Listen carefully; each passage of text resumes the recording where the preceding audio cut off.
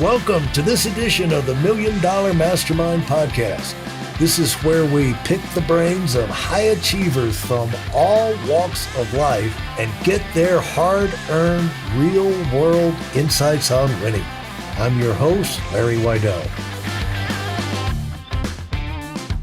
I'm talking with Ranjeet Mudholkar. Hello, Ranjeet. Hi, wonderful. Nice to see you. Where are you today? I'm Phoenix, Arizona. Phoenix, Arizona. Okay. And what's the weather over there? Oh, it's pretty warm out there, actually. And it was raining yesterday, so it's cool as well. So warm and cool both put together. We just had a big storm blow in from over that way. I'm over in Colorado now. So, Thing. I'd like to congratulate you on your incredible success in business in the professional area and your own personal achievements, but also how you've been able to make an impact with other people. And so how did you get, like, for example, you were chairman of the American Association of Information Technology Professionals, spearheaded over 100 events just in the last year with over 25,000 participants. And so you do 14 different things, but you're making an impact. You're hitting a lot of people. And so you've been in the area of financial planning, coaching, advising people. And to do that, you have to have achievements yourself. And so when you got started, I'm going to back up. When you got started, where did you come from and what was your intent as you got into the business market? What got you excited about a career and what you saw maybe other people doing that you'd like to be doing? Okay. In fact, I would like to put it exactly the other way. I wanted to do things what other people are not doing. That's the first and foremost thing, actually. So at 24, I was Director General and Dean of one of the leading universities in India called Symbiosis. It is one of the top 10 business schools. Then I became a CEO for Financial Planning Standards Board. Then I moved to USA. I was, started off this Next League program, helping people become the best version of themselves. One thing, Laddie, that I have seen is if you see other people's successes as your success and try to help others to become the best version, I think the success follows naturally to you, actually. So you don't really have to make any effort. And that has been my kind of, if I may use the word, core mantra for success, actually. And that's what I have seen myself doing over the last 2 decades. What caused you to get that idea in your mind at a young age? I want to be doing something different than what most people are doing. Well, I think I must confess to you that behind me, you see a photograph. I was, I think, 23 or 24. I got to meet Dalai Lama at that particular moment of time, actually, at a very young age of my career. And I got a one-on-one. It was not just a kind of, if I may use the word, just kind of interacting with him very few moments. It was a very intense discussion for roughly around 1 hour. I met him. And I personally feel that changed my outlook towards life. And one of the things, I just asked him a question that, what is your guidance to me that if I want to make impact on the world? He said, don't try to change the world. First, change yourself and try to do something for others. If you can see other people's success as your success, I think you will be more connecting with people. And this is, I think, this whole perception has lived with me till date. And I'm very happy about it. Let me put it that way. So that was like, I think I was 23 or something at that time. And I have lived with that philosophy. Dalai Lama, is that? Absolutely. Absolutely. How did you come across getting time one-on-one with the Dalai Lama? Oh, I think it's not about me getting time. I think I'm able to time what he got to. I mean, there was a common function in our institute when I was a student. And I met him at that particular moment of time. Yep. And incidentally, I was kind of escorting him from one place to another place where I got a very 1 hour time, a private audience with him. Let's put it that way. Yeah. And I took a chance to meet him again. He was kind enough to kind of give me an audience. And that changed my entire perception about life, about how do we view success, how do we view business, and nothing has been stopping me after that. Now, what were you studying in that time, and then what position and what direction did you move in Okay. after? After that, I was actually doing my MBA actually at that particular moment of time. After that, I joined a capital group, which was in India. They had an operations in India. I was in financial planning. After that, I became a director of the same institute, my alma mater of Symbiosis at 24. So I was there for over 5 years. And then I became a chief executive officer at 28 of Financial Planning Standards Board. Yeah. Now, explain to us what it's like growing up in India, the competition and the odds. It's like, I was talking with some friends, Ranjeet, over the weekend, and it seems like anything great you want to do in your life in the beginning, it seems impossible. Like if you hear one reason people get discouragement from their friends when they tell their friends they want to do something great and they've got this great idea. One reason people are so negative is because most people don't succeed. They're not really driven. The odds are phenomenally against you doing anything great. But in spite of that, we see people do great things all the time. And now, what was in your mind? Big of a challenge was it? How did you see your opportunity growing up in India? What was that mindset? Okay, I think let me simplify the question here. What you are saying is that, you know, what you are talking essentially about is something what in today's terms, what people call as imposter syndrome. That people believe that, oh, I'm not cut out for that, or, something like this. I think it primarily emerges from a purpose that, okay, you are trying to seek other people's validation before you even start it. If I have to achieve something, first thing is that don't try to seek validation from other people. I never seek validation from other people about something which I intend to do. Your intention has to be very sacred and for yourself only. That's the first and foremost thing which I have seen. Second thing, don't try to do something for only for yourself for the sake of doing it. Do it for the betterment of people around you. I think I like to keep things very simple, Larry. I don't like to overcomplicate things. I don't like to kind of talk to philosophical things also. I may not be kind of cut out for that, but only these two things, what I have been first, as I said, no imposter syndrome. So I don't let that imposter syndrome come near me at any point of time. And second thing is always try to do things for the betterment of others. Now, when you've published over 1,000 articles uh, around the world, what do you like to write about, and what do you find yourself uh, themes do you see yourself going back to, and what's behind all of these articles? Okay. Initially, my articles, when I started writing, they were all about how to manage and plan your finances. And currently, I have been writing last 2 years. I've been writing about how to become a best version of yourself and achieve your American dream for, applying for something called as EB1A green card. Now, many people want to come to USA. They dream. They come. There are approximately at any point of time there are 1.5 million people waiting to get their green cards.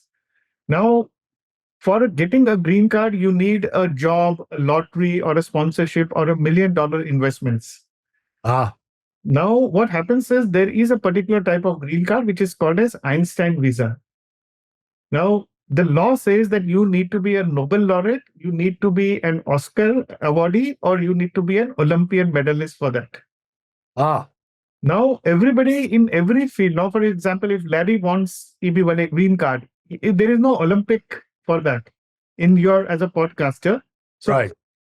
so I would help people to become the best podcaster or the best software engineer bet entrepreneur. So if you even consider that, create success metrics around that, and tell the US government that you are best, you can get green card in approval in as fast as 15 days rather than waiting decades for yourself. So you got your Yeah. EB1A green card in 7 days without an Olympic medal, without a Nobel Prize. And that puts you in a position to teach other people how to do it. And you got a 6 month intensive training program to do it. When was that? Oh, I got it around 5 years back. And I started the program 1.5 year back. And so far, I have helped over 14 to 15 people become EB1A green card achievers like me. Yeah. Now, what was behind the talk about financial planning in, I guess, when you were 20 years of running the Financial Planning Standards Board in India? What's that like? What's financial planning like in India? It's a big country. Do they have a big middle class? What do the financial planners, I know in England, there's basically nobody talking to middle income people. We tried in 2003 to go over and start a sales force to do that, but the regulations are just too stifling because unfortunately Enron happened at the same time and they put a stranglehold on regulation. So we just had to back out and say, we'll do that for another day. But all the people over there in financial planning deal with institutions and high wealth individuals. What's it like in India? Oh, it's a very, I mean, I was the first one way back in 2002 who started the concept of financial planning in India and amalgamated a lot of corporations together. So when I was CEO of Financial Planning Standards Board, the promoter of the organizations were over 50 corporations, right from Fidelity or Financial Group, or there is a organization called state-owned enterprises, the government agencies, they all came together. You see, India has a population of over 1.5 billion people. Out of them, at least, if I may say so, 40% would be what we constitute something as a middle class. So there is a huge amount of influx. It's not about, India is one of the largest, as you call it, nation of savers. And, and we want to convert that nation of savers into nation of investors. So basically, just putting your money and buying it into some assets like gold or putting money into fixed deposits is not really financial planning. So what financial planning is that you have to make money run for you, make money work for you, actually. And that's first of all the concept of financial planning. So I was doing that for over a period of roughly 2 decades out there. Now, when you get like entrepreneurs in the United States, should they consider expand? You have a lot of people that are expanding into opening up offices in Abu Dhabi, Dubai, and actually making their headquarters there. We know there's a lot of people in India, and seems like there's, seems like there'd be a lot of opportunity. Would you encourage entrepreneurs to think about making a trip to India and doing a scouting trip and seeing about whether or not that would be a fit for them to expand their business? You say India is one of the world's most largest market for every product actually right now. It's ripe. Let's say, for example, whether you talk from an airline industry perspective, next to China, China would be, and even from a manufacturing perspective, India is opening up a huge market. So being a lot of middle class people love to spend money. So whether it is education, whether it is consumer product, no company in the world can ignore India as a market. Yeah. So I think there is no product in the world that one would be foolish to ignore Indian market actually. And so how would people start to find out about that? Because I'm sure most people are completely and totally ignorant about India. Should they, start reading books? Should they start make some trips over there and just see, get their feet on the ground to start exploring on their own and start thinking about it? How would people go about evaluating that opportunity? You say opportunity exists. I think it's a very diverse market, and it's a very clustered market also. At the same time, it's not a consistent market. So, for example, if you go in north part of the country versus the south part of the country, it will be totally different. Now, for example, for a cosmetic products, there is a particular region that would be very favorable to begin with. Now, one needs to have a deep market survey, or what we call as a market research, done depending on the quality of the products that you are kind of trying to implement out there or try to launch out there. Either it is a cold drink market or whether, so one can easily kind of do that. There are certain tools available, there are agencies available who can help you for that, and one can easily navigate through this entire process. I don't see that as a major complexity. Are people entrepreneurial in India? Absolutely, I would say that. And not only they are entrepreneurial, also the environment right now, the political environment, socio-political environment is becoming very conducive for that particular purpose also. Yeah. And so when you moved to the United States, was that 5 years ago, or have you been here longer than that? Well, I got my green card 5 to 6 ago, but I totally lock, stock, and barrel. I moved in the US in 2020, roughly around 2020. So And, initially, I was shuttling between the two countries. and why did you do that? Oh, I loved the spirit of American dream. I wanted to study something more at this particular age also. So I joined during COVID. My family was already had moved here. My daughters were studying in the United States. So that gave me an opportunity to move back here. And I felt there was a lot of learning scope available here for myself, actually. And so you have gotten into, what have you done since you got here? What did you start? I mean, what's your entrepreneurial spirit? Wonderful. At the moment I kind of landed here, I think suddenly there was COVID actually here. Yeah. So everything was locked up. So I had I couldn't move back at that particular moment of time. So I was managing my operations of the Indian operations sitting here in the US. Since everything got locked out, it was my second master's at Thunderbird School in Arizona University. So I did that ASU.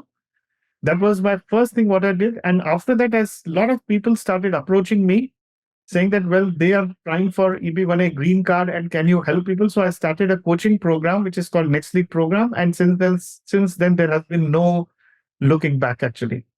Yeah. When you came up, uh, there's always struggles. You always have to overcome uh, challenges. And coming from another country and spending years over there, I think it'd be fascinating to hear what kind of challenges you ran into as you started to try and make a name for yourself, and what kind of when you came up in your 20s, were you working inside financial institutions? Absolutely. But I think I was pretty fortunate to a large extent that I have widely traveled to several parts in the world. I would have traveled to almost, if I may just, I don't have a head count of that, but roughly around 35 to 40 countries in the last 20 years. And when I say just travel, it is not just as a tourist. So there would be a difference between being a tourist and a traveler. So I have been more like a traveler, adapting myself to local culture, local cuisines, and trying to kind of get the best for work. It has been mostly for work, actually, I would say that. Meeting the government officials out there, even though it was for a short duration, that gave me an opportunity to be more mobile and to be more accommodative for myself. It is not that I was in India and just sitting out there in India at one place and going for 20 years from my home to office. It was pretty cosmopolitan way of living I did have there. But yes, when I moved here, the culture is different. When I say culture, I'm not talking from a social culture. It's also a work culture. How do you manage things here? You have to do a lot of things yourself. You have to drive. You have to learn a lot of things. So there's a lot of support system that follows. But I think I got it myself accustomed very fast for that particular purpose. There was a challenge, if you ask me, but I always look at challenge as an opportunity to learn new things. So that helped me a lot.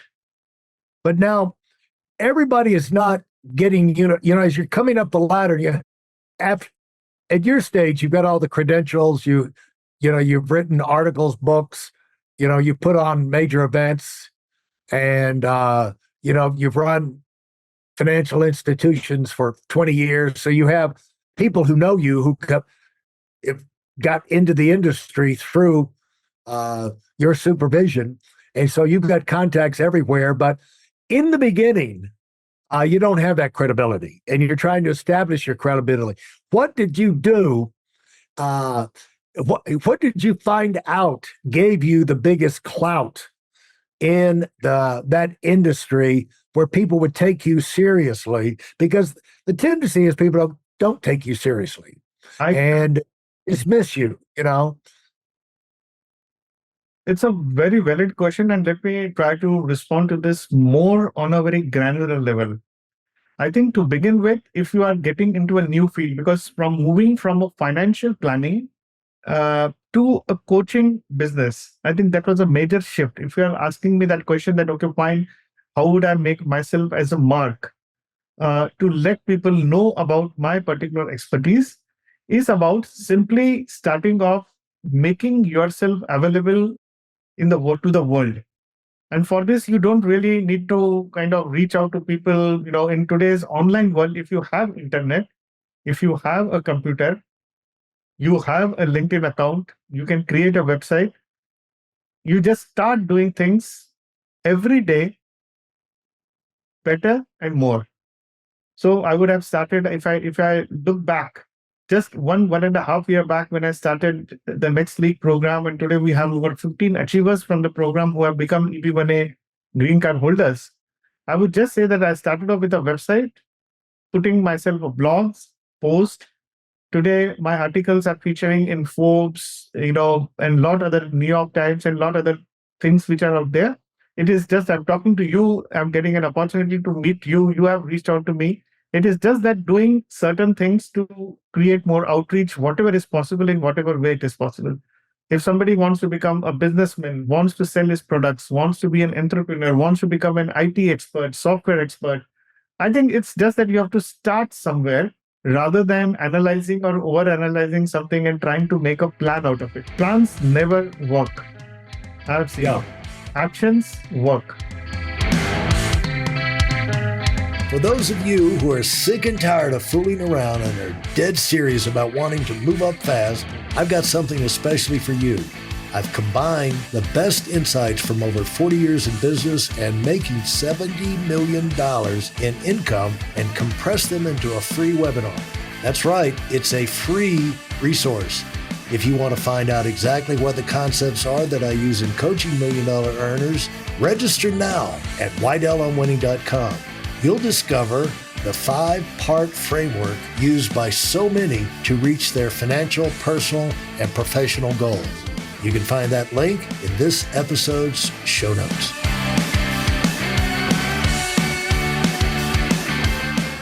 Now, when you, going back to your traveler versus tourist, were you on business when you were traveling to all those countries? Did you have, or were you just trying to broaden your exposure and your experience and your contacts?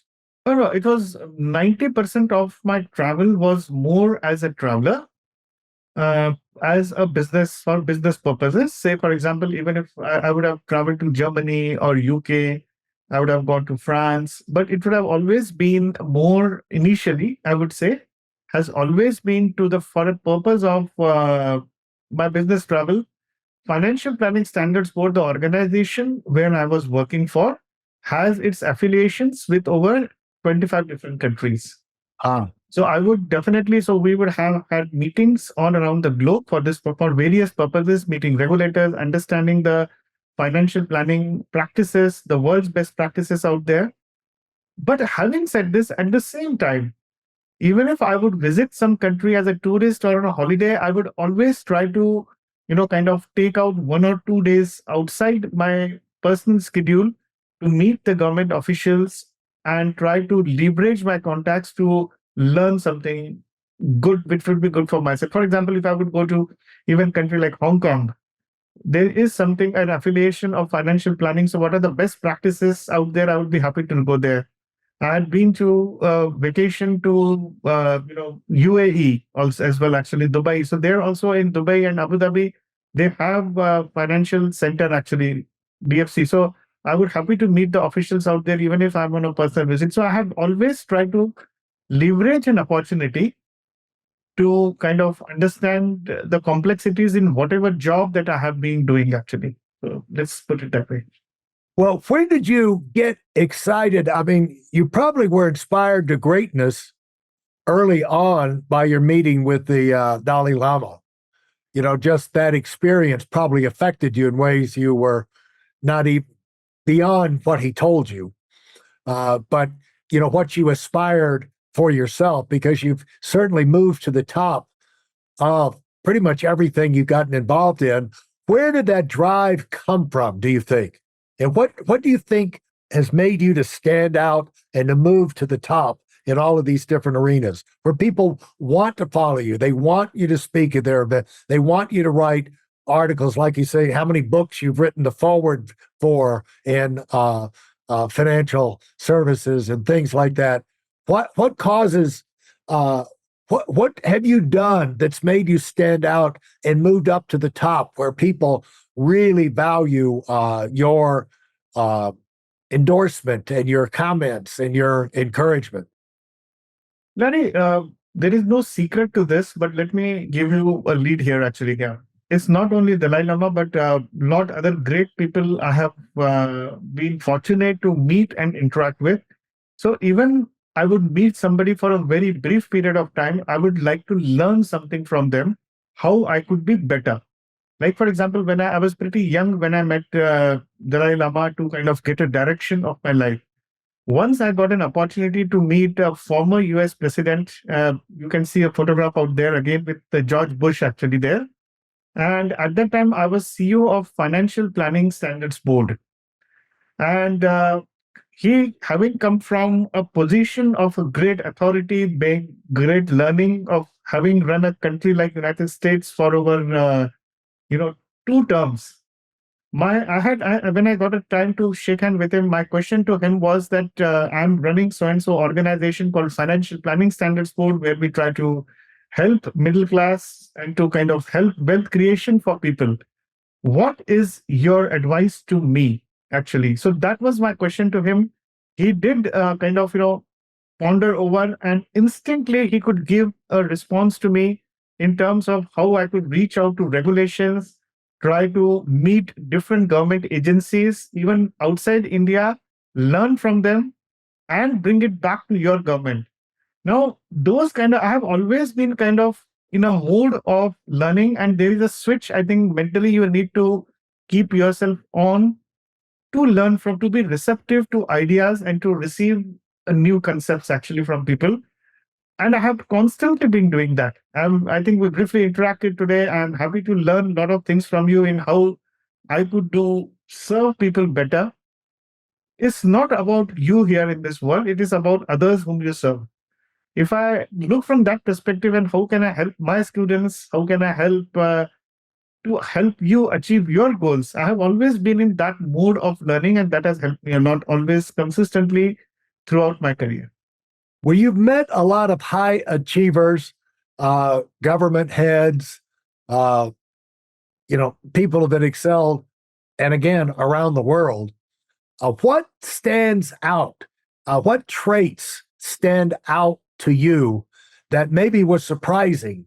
Because what I found is the closer you get to the top in any endeavor, the person who's there, they're very similar in the way they think, they go about their business, their discipline, their what they'll allow and won't allow in their life, with the managing their time, their money, their relationships, and things like that. There seems to be a lot of variables with people who are mediocre and fail.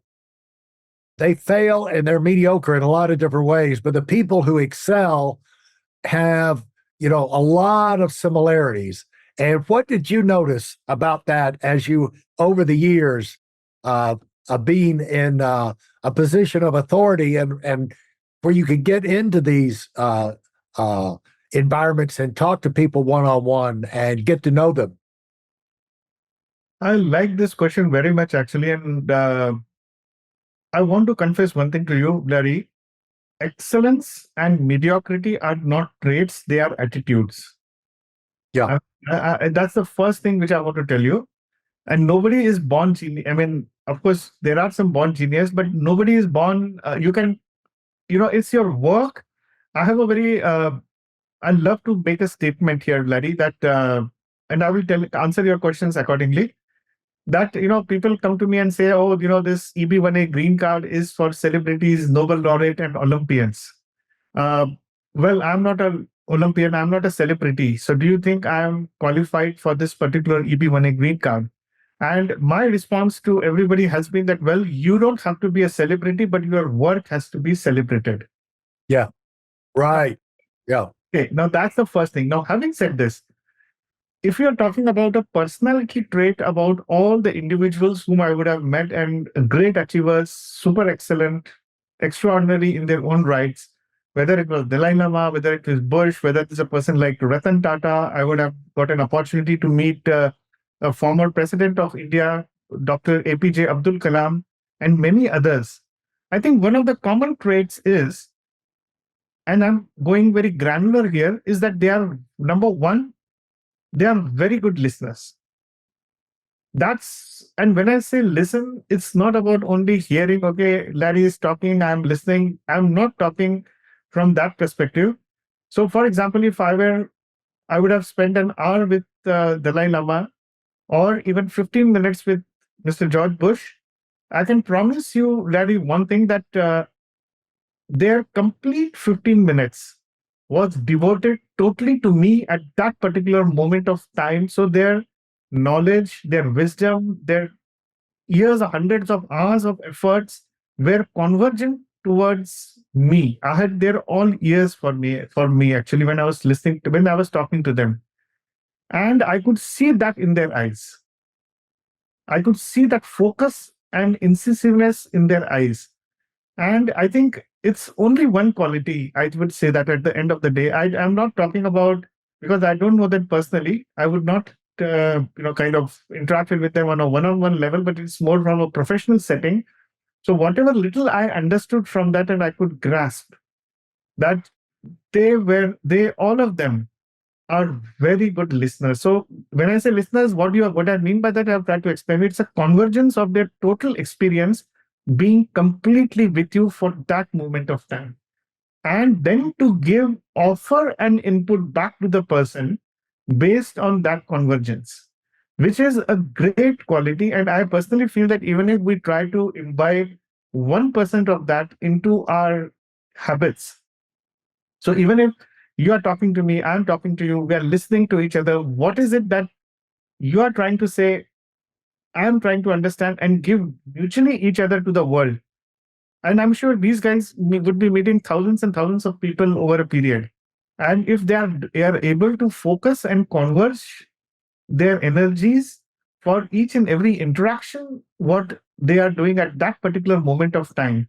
So I can tell you my feeling at that particular moment of time, if Dalai Lama is talking to me or Abdul Kalam is talking to me, George, I felt that for that particular moment, the time was still. They could make me feel that they are totally for them for that particular moment of time. And I feel that this is a great quality, Larry. Yeah.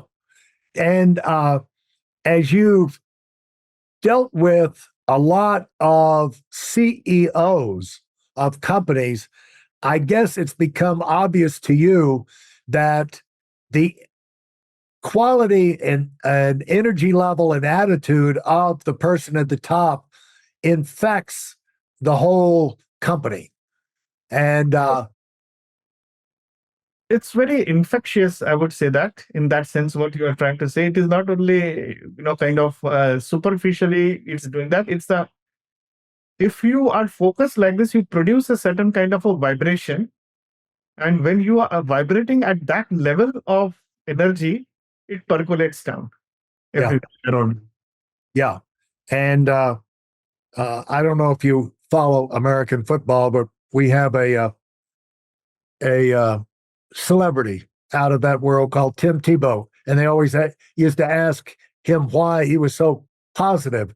And he said, well, he said, I know that when I go into the locker room, if I'm negative, that's going to be contagious.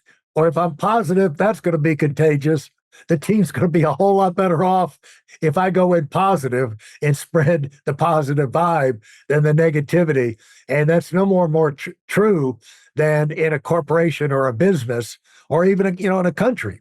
And when you're around people like that it's inspiring. And talk about some people that are some experiences where, we all run our course where we're doing the same thing and things can get stale. Talk about some things in your life where you've run across some of these inspiring people and you've gotten inspired, you've gotten energized. Okay. I think let us also start. And I want to, as you were asking me this question, I was thinking about a response actually. We all get de-energized, let's put it that way, or Right. vibration at a low when we are judgmental about people. Okay, have prejudices. One of my former bosses, I would say that actually it has been one of the former Supreme Court judges actually. His name is Justice Sri Krishna, and a very accomplished jurist, I would say that. And one day, I want to share I have spent about 5 years with him as my boss. Uh, there was one particular question I did ask him, and I want to kind of give it to the world here. I asked him a question that, oh, fine, you interact with so many people, would have, as a judge, you would have penalized thousands of people, criminals. And at the end of the day, when you went home, how did you feel about it actually here? And I think his response was very profound. I must confess to you, Larry. And that was another great learning for me. His response was that, well, I may be a judge, but I'm not judgmental. Now, let's understand from where this profundity is coming from, because you are not trying to be prejudiced against the situation. You have to realize that you are just playing a role. Yeah. You are just playing a role to do justice. Yeah. Now, we are not in that position. No, nobody has given us a position to be judgmental about anybody. And that was another point here. Now, this is something I would like to, kind of say that don't be judgmental. And I think that puts us into a very compassionate mode. And that gives us a ability to serve others. When you've talked to people and been in a advisory role, what is the biggest thing that you find you can tell them that causes them to turn things around and cause them to realize changes they need to make?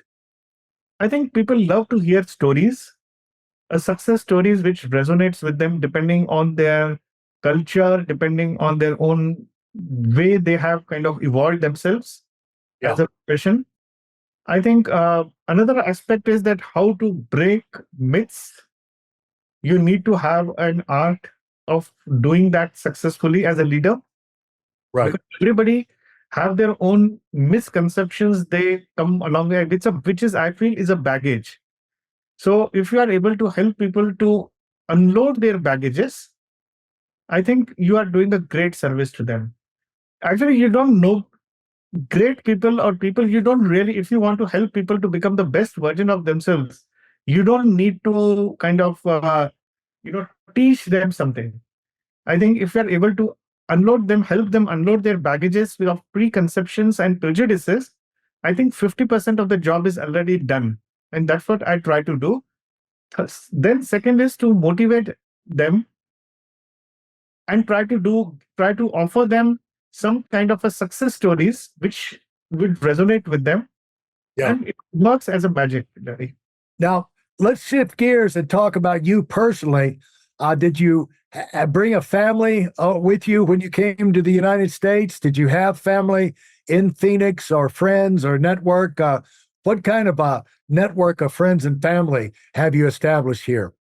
Absolutely. I have, when I came here, initially my wife and with our two daughters, my family shifted here, and I followed actually because we wanted to give them the best education here in the US. So they moved here, and they came here in 2018, and I moved here in 2020, and that's how it was. Yes, we have some folks here. I think, Larry, another interesting thing I must tell you, whether you are aware that every middle class or and above in India would have somebody the other relation in the United States.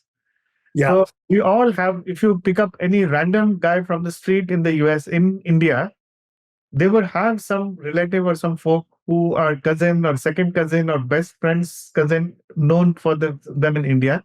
So we have I think India is I think one of the largest communities of immigrants and beneficiaries for the green cards also here actually. Well, and the thing is that they're the people from India have pretty much penetrated every state, every town. They're everywhere. There's like, people listening to this, you might not be aware of the opportunity that exists for your business in India, but you might not be aware of how many Indians are already here. Absolutely, and it's a wonderful thing. Chinese are another. I think the major immigrants actually here, and second would be Indians. Yeah. Now, what how have your daughters responded? Are they Americans now? Absolutely. They are now, we all hold US passports now, so they're all Americans in that sense. Yeah. And how did they respond to the change, and how excited are they about being here and living here? And you brought them here so they could have a great education. Is that working out the way you wanted? Absolutely. I have one daughter.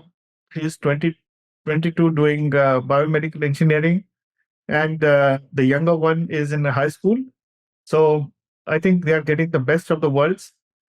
We are Indians, so we have a strong resonance to our culture.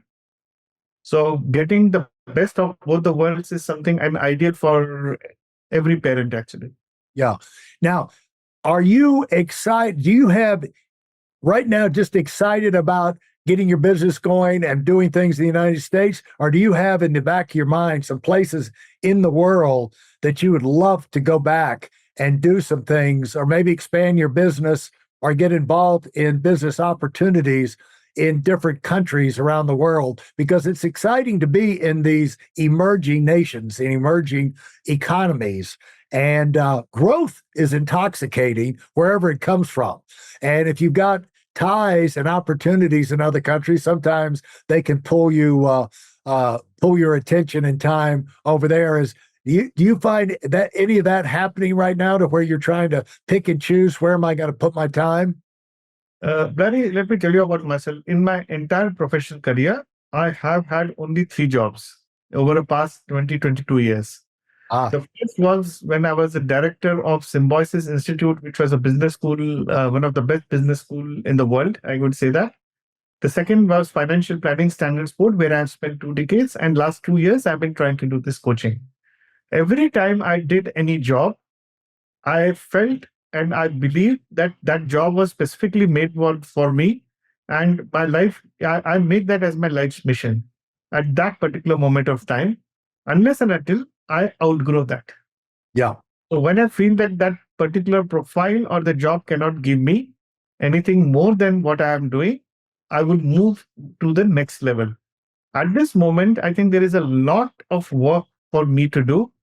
I'm extremely happy. I've committed myself to help my students on a full-time basis, helping people to become the best version of themselves. And if many people are able to get green card, EB1A green card, Einstein visa, Genius visa, as it is called, because of my support and service, I love and I wish to continue this for my life. Now, what was it? The events, supposedly 100 events in the last year. Were those financial planning events? No, they were all kind of events related to EB1A green card and helping people, or motivating them to become the best version of themselves, actually, in whatever way, endeavor they can, and use that version to apply or position yourself as a potential EB1A green card candidate. Now, how do you spearhead 100 events like that? Where were they? Where were these events in the last year? Okay, I mean, mostly they would be online. Also, you can do at various schools and colleges, and just there are 365 days in a year. You just have to do one every day, every alternate day. You can do 52, and you can do 100. The world is a large oasis, Larry. I mean, you have to start somewhere. If you do things, it will. I think the path will follow actually. So it's not that you target 100 events or 500 events or 50 events. So you just have to do things, start doing things, and start doing things each day, better each day, and more each day. Now, how big do you think this business can get? And how long will it take you? There's not an unlimited number of these green cards that can come into the United States, or is there? Well, there are 1.5 million people who are wanting to come to the United States. And EB1A green card does not require a sponsor, a lottery, or any investment of 1 million or something, which many other green cards may prescribe you to do that. Right. So the first thing is that my coaching is not only about, or business is not, while it is focusing towards a green card, it is a milestone in your journey. The idea is to put you on a success path where Right. EB1A is a milestone in your entire journey. Now, the whole process of coaching, which I'm teaching, can be manifested into multiple other purposes, like, for example, getting a better job, better career options, or growing your businesses. Now, Yeah. this could be for anything and for which there is a unlimited growth potential that exists, Larry. Yeah. Well, this has got to be quite a change for you, because having been in big foundations, big companies, and with a lot of people around, probably a pretty big staff, a lot of credibility, a lot of, but now you're by yourself. I know what you're trying to say, but frankly speaking, let's understand that large companies are not okay. I think that's a very important aspect I would like to share with you, Larry. Large buildings or large companies are not necessarily institutions. Okay. Okay. We have seen large, and especially I do come from a financial world, so I can tell you this for certainty. There are large banks and large financial establishments which have failed in United States and rest of the part of the world. They have demonstrated that how greed and misconduct can be abused and has been badly abused, where so-called institutions have failed, where the governments have had to come to fail. Now, every establishment of its work, if it has succeeded, it is because of, number one, there is a difference between being a large company and being an institutions. Let's understand, institutions are not big or small. They are institutions. And I have always kind of trying to institutionalize the systems and the processes of what I do.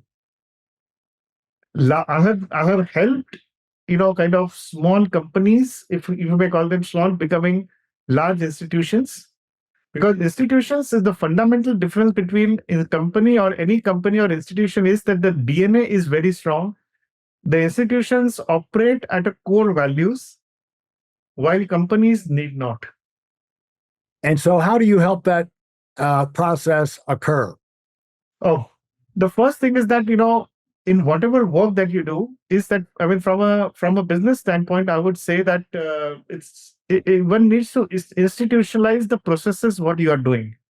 There is a, if you Google today, there is something called as that article got published in Forbes also. I call that, they call it something called as Mudholkar matrix actually. What is that? It is called Mudholkar matrix. That's your last name, Mudholkar. Yes. Yeah. Matrix. There's an article in Forbes on that actually. It basically talks about that how you call something as a contribution, as an original contribution. And there are 5 models for that actually here. I'm not going to go into specific of that, but the whole idea is that those 5 processes, if you follow, it helps you to institutionalize the systems what you do, and that can be applied to multiple array of things in whatever endeavor you are doing. It could be business, it could be patent, it could be a process that you're following, it could be used for immigration, it could be used for multiple other aspects that you are doing. And it is just that how you kind of manifest that into your, an individual can adopt it, or Yeah. even an institution for, or a company for whatever activity it is doing, it can adopt it. So if you follow that, I think it's a very systematic way of doing things, I would say that. Yeah, and the advantage of that is it allows you to get bigger. It allows you to standardize, allows you to have quality control, allows you to keep up with all the moving parts as things get bigger. And that's an interesting article. I'm going to go look for the Mudholkar metric. Metrics, yeah, MATRIX, yes. Yeah, metrics. And hopefully my staff is listening. They're going to go find that for me. But with your successes, just in the program on the EB1A, tell us, we talked about success stories. Let me hear some of the success stories you've had recently with that, and how gratifying it's been for you, because like you said, that's your main aim, is to help other people be their best version of themselves. I'm sure you've seen some great transformations. Tell us one or two of those. Oh, wonderful. Now, we had one lady actually from India. She's not in the United States currently and wanted to move here. She's a business owner, a small business owner, and into a business of public relations actually here. Yep. And practically from starting from a very simple background, a middle class background, as we defined earlier, not too much of money, but a very high grit and determination to make and kind of difference to the world. I mean, that was one of the key motivations. I think there is a 4-step process that we follow actually. We call this as DONE process, DONE. So first is that one of the key aspects is in that if you have to succeed, I mean, whether it is for green card or for anything else, you have to define your expertise in a very, very calibrated way for the purpose for which you are doing. So it took a couple of time for us to kind of, she said, I'm a PR. So we said, okay, no, you have to be PR, public relations for a particular segment of companies that you are doing. So a niche market or a niche expertise had to be crafted. So that was like a first step that we did. The second, we call it as organize. So you have to organize a very focused and specific action plan. What you intend to do, you are at point X and you want to move to point Y. So you have your initial locus very clear and your destination very clear. So there were certain, to become EB1A achiever, you need to fulfill certain metrics. So we go towards that. Now between X to Y, the step that follows is the third step, which is called nurture. Nurture. So define, organize, nurture. Yeah. In nurture, you have to be available and visible to the world. It could be, you have to have some kind of a website, you could do a podcast, you could kind of, make some app, you have to learn new skills, advance new skills. So there are multiple array of things that you should do. And during this stage, what we have seen is people, once they start doing things genuinely, I think everything starts falling into place. People get invited for award ceremony. People get into various global memberships organizations. Some people even got honorary doctorates, that is PhDs. So the world starts noticing your existence and presence at this particular stage. Why did you call that nurturing, that stage? Because that's really where you define, you get organized. Now let's get going. And why did you call that nurturing? Because you have to nurture your expertise for the betterment of the world. Okay. And the last is execute. Now your goal purpose is arriving.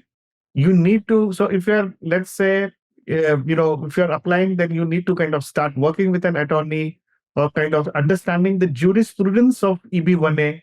What is US Constitution looking forward to what is the INA, which is the Immigration and Naturalization Act, which speaks about the EB1A is trying to do. So you understand the complexities of that actually, and obviously the execute. So we call it as a done process. So this particular lady at the age of, if I may just, kind of indicate to you, at the age of 50, decided to move to United States. Ah, And very determined. So this is a very kind of inspiring story for me also to help this particular lady and to coach the person.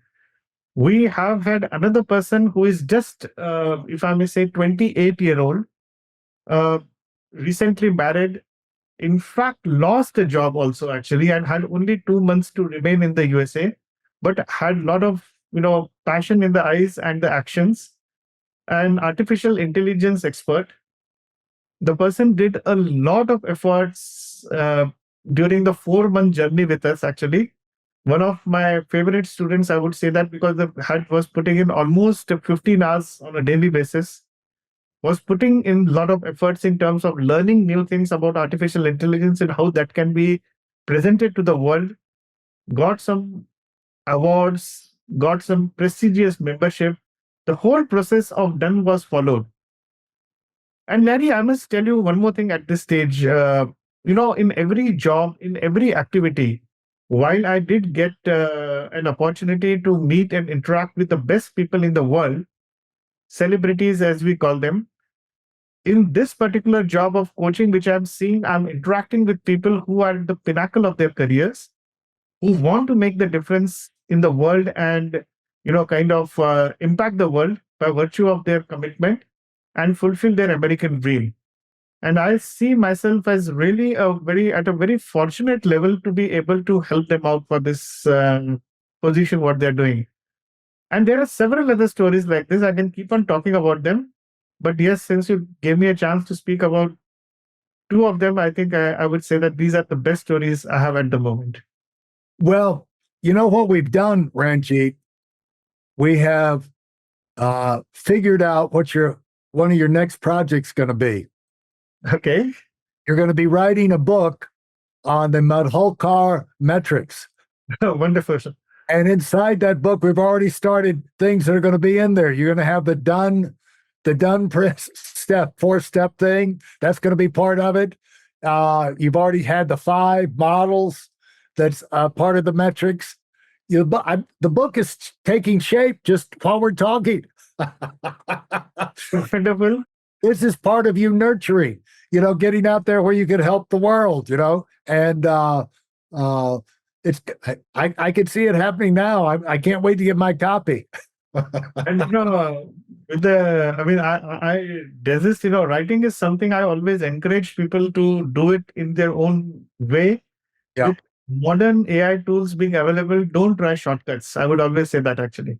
Yeah. Well, thanks so much. This has been a lot of fun talking and sharing with you. I always like to give my guests a chance to say the last final word. For the people who stayed with us and listened to the whole episode, maybe there's one more thing that you could come up with that you, as a parting comment, that you'd like to leave in their mind. I would just like to say that, many people don't want to consider this extraordinary. They call it EB1A green card as extraordinary ability green card. I think it's not about you being extraordinary. It's about you doing ordinary things in an extraordinary way, actually. Okay. I would just say that, become the best version of yourself because the world is waiting for you.